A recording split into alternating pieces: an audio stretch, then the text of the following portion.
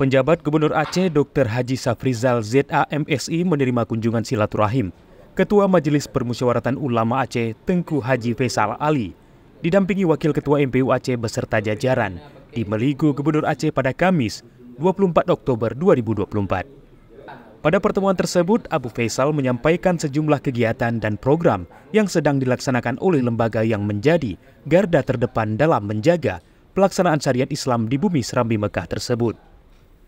Pada kesempatan tersebut, Safrizal mengajak MPU Aceh selaku lembaga yang sangat memahami syariat untuk bekerja keras dalam menangkal penyebaran aliran sesat di Aceh. Safrizal juga menyarankan kepada MPU dan dinas terkait untuk memberikan dukungan semaksimal mungkin kepada dai perbatasan yang menjadi penjaga dan penyebar syariat Islam di perbatasan.